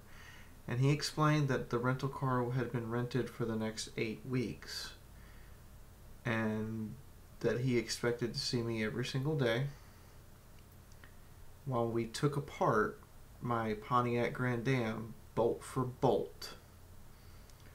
When we were done, we had a frame and some windows. And he proceeded to go through and figure out every bolt, screw, weld. It didn't matter what part of the car it was. If it needed replacement, it was getting replaced. We effectively built a new car by the time we were done. And I got to still drive that car another 6, almost 7 years. So it had almost 500,000 miles on it before the engine block finally cracked. And I miss him. Because it wasn't the grand gestures or things that would be done. It was, alright, I'm going to sit over and fix your car. Or I want you to come over so you can help me with this horse. Or I want you to come over so that you and I can sit around and replace the insulation in the attic. And I miss those construction projects. But the greatest gift ever was getting to participate in those construction projects with him. Because now when I need to make something, or when I get some new electronic or some new piece of machinery or hardware, I figure out how to take it apart and put it back together and how to repair it myself.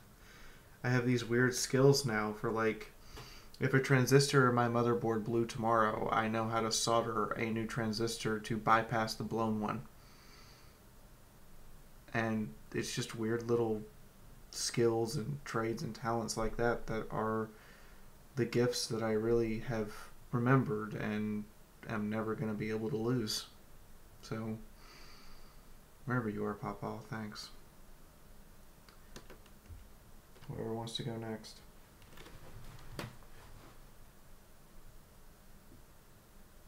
I think we killed the chat.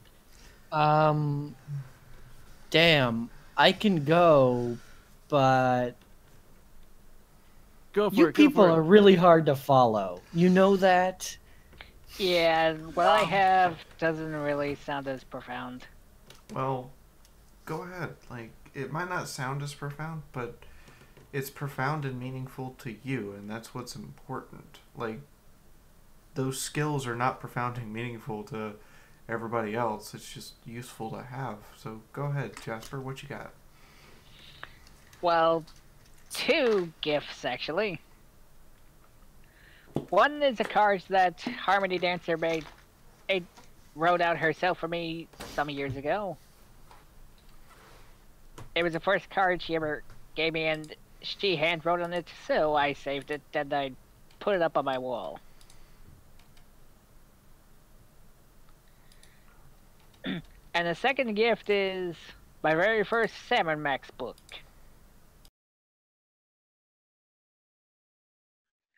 Because it helped shape my sense of humor a bit.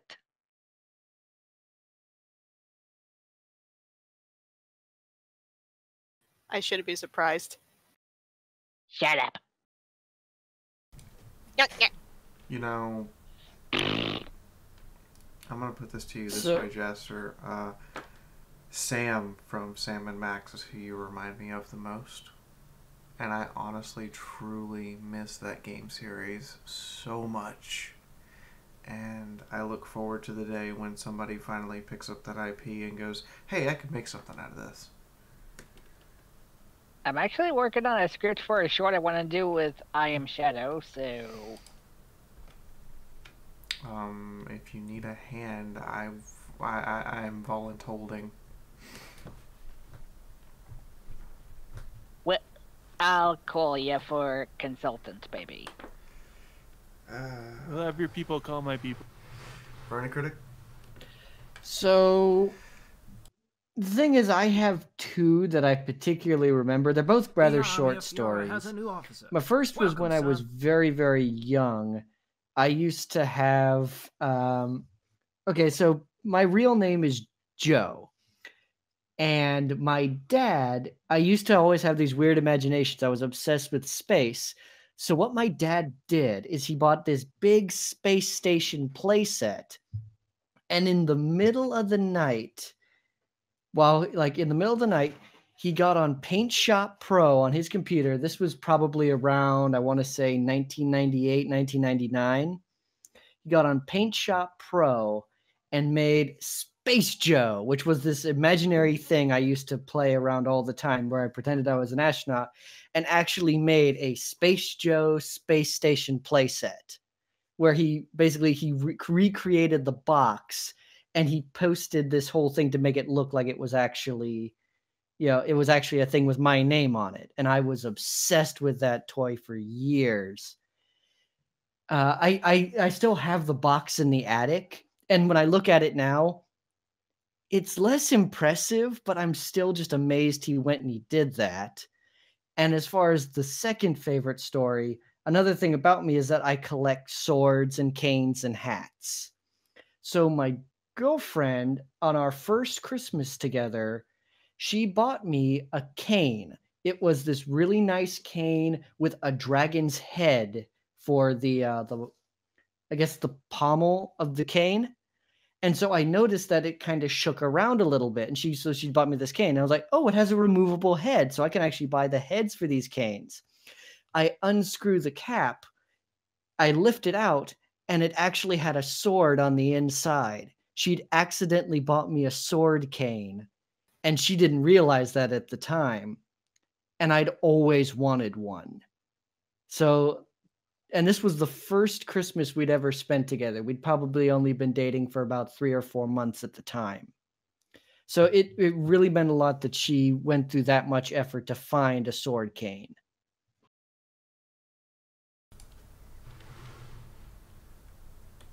Anyone else?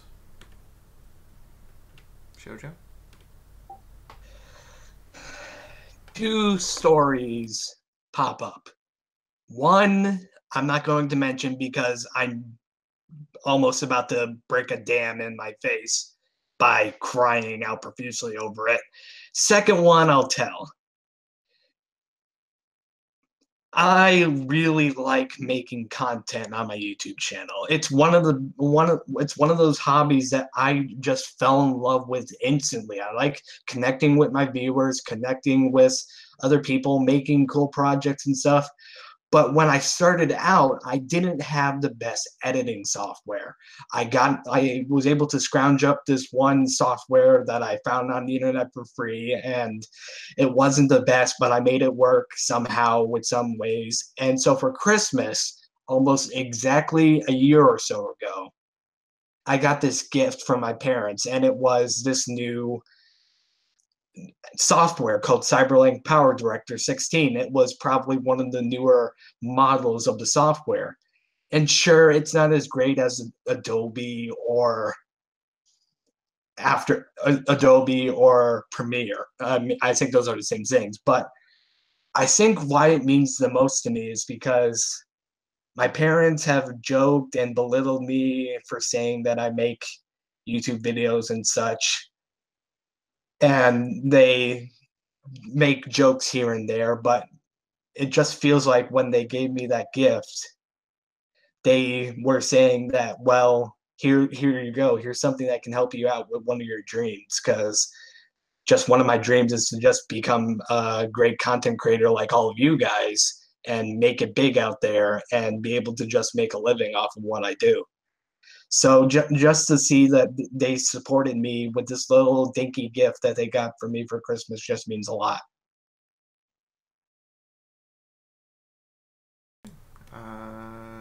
Anybody else want to go, or do you want the next question? Next question. Or actually, who else is left? Next question. All right, next question. Do we want a holiday episode where all the parents of the main six meet each other? I don't mind. I'm open to the idea. It's just that some parents are kinda... Yeah. I mean, wacky I would. shenanigans. Go on, Master.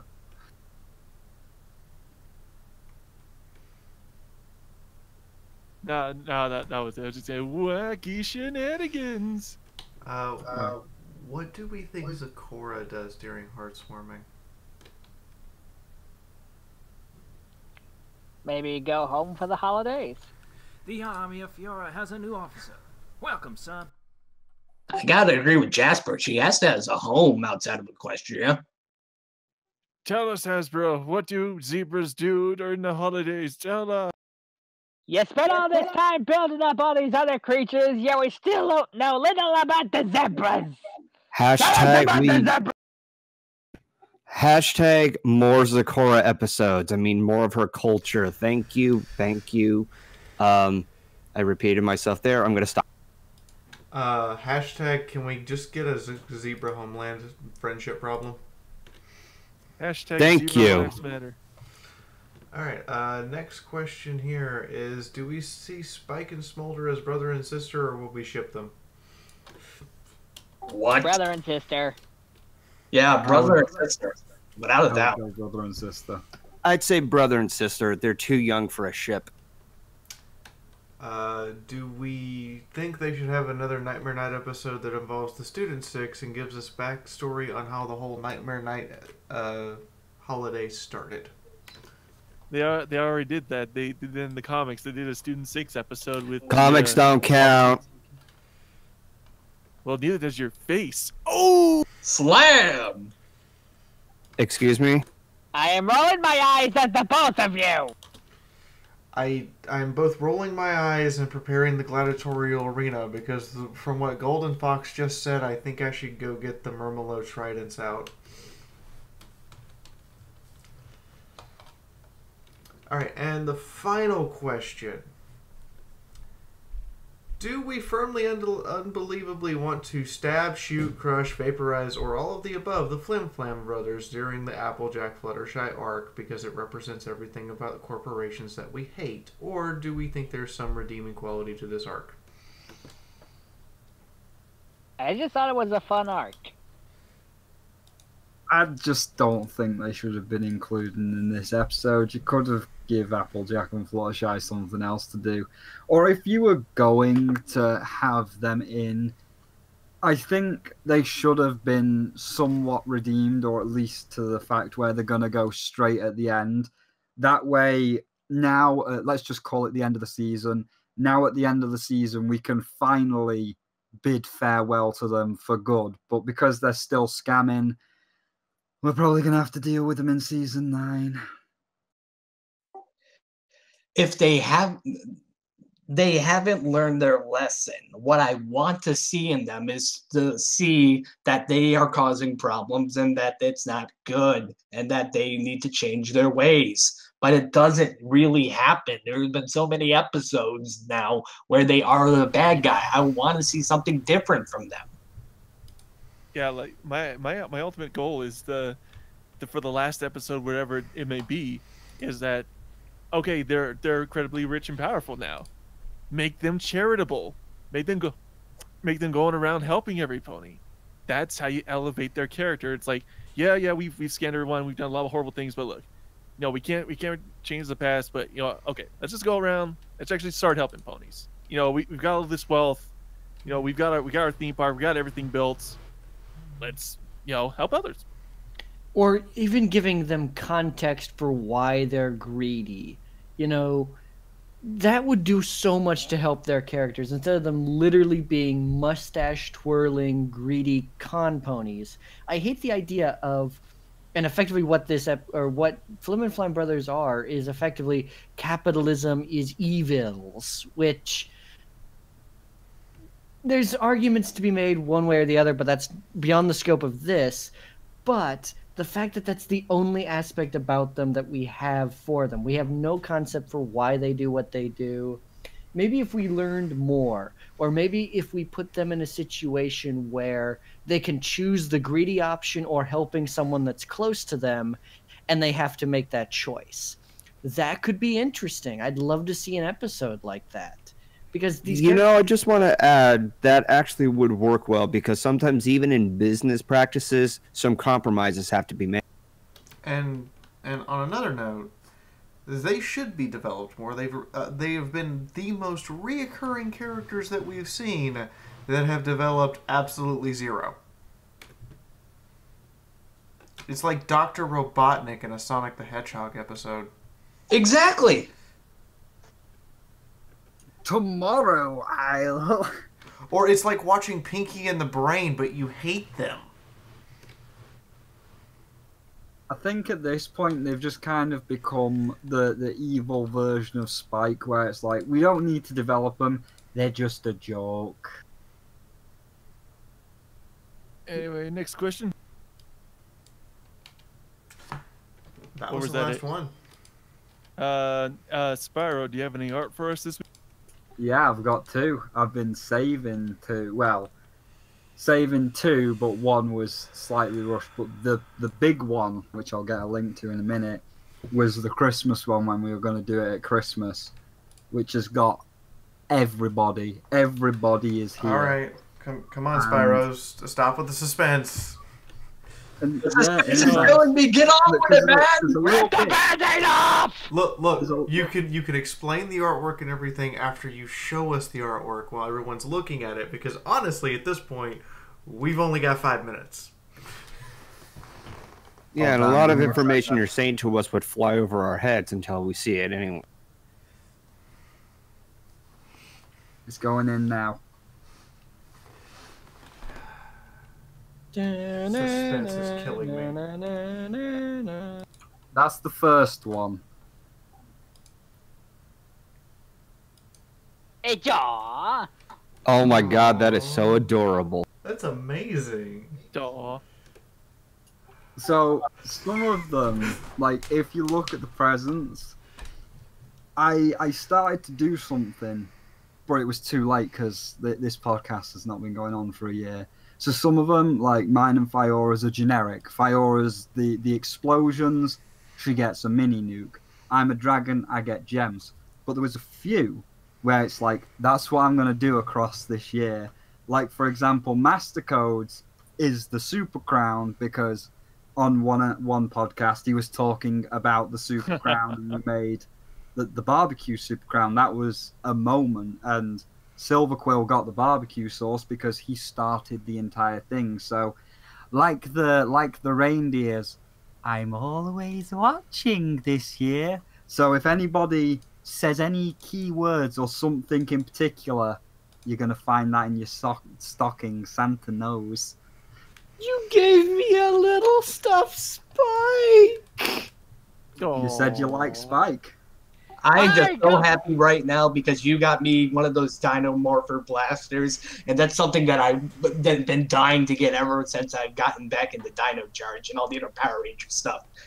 Big Power Rangers fan here. So now you're going to be watching me step on eggshells all year, trying to avoid you giving me a specific present.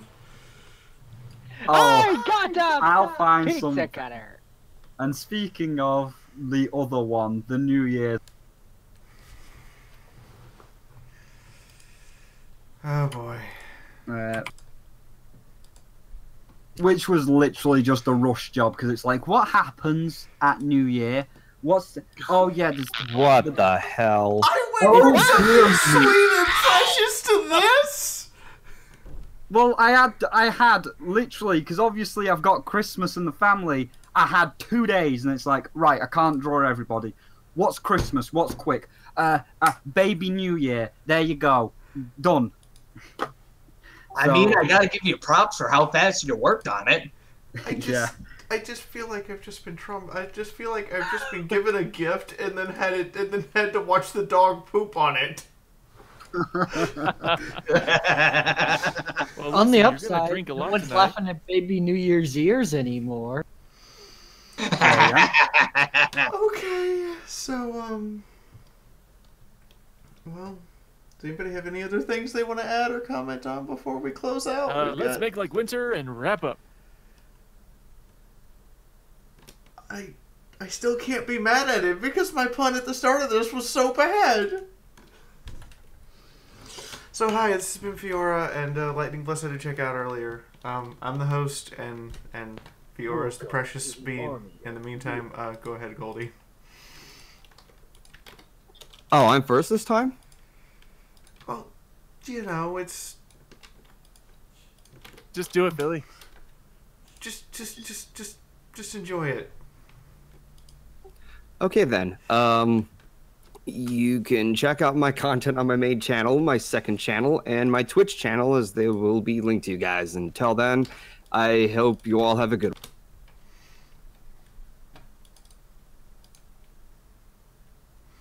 And I am Spyro. Is he done? Sorry. He cut out. Yeah, go ahead. I am Spyro, the greatest dragon in gaming, where you can find my channel down below where I stream on occasion as well as do YouTube.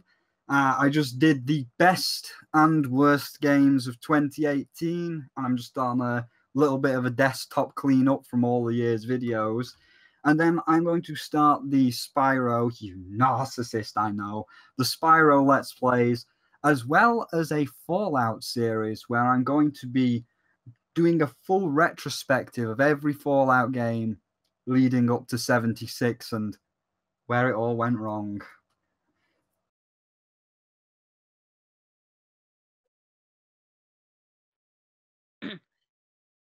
Is it my turn? I can't tell if Spyro... Yeah, go ahead. In that case, I have been the Pizza Pawn. I will be continuously working. Keep an eye out near the end of the month for my 18-page comic Rumble on the Rails. And minor note, my birthday is next Monday. Well, happy early birthday! Yeah. So, live long and propane. You sell propane and propane accessories, I'll tell you what.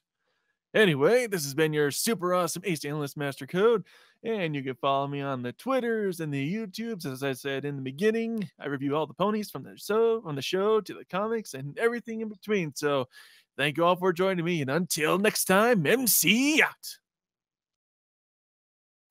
This has been Shoujo, everybody. Thank you so much for watching and listening to us discuss the best skip ever. You can find me on the YouTube, the Twitter, and the Facebook.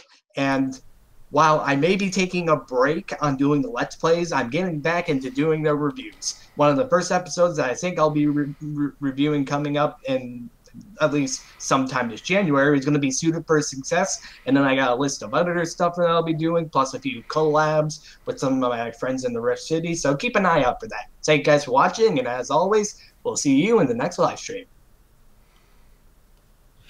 I am the Brony Critic. I do fandom reviews, mostly fan fictions, fan music, things of that nature. I've already got one script for my next episode in rough draft form. I've also got a potential next topic after that in general planning. I'm working on some convention ideas for BronyCon and TrotCon in Columbus, and I'm getting back into fan fiction writing. Oh, you can also follow me on Twitter at the Brony Critic.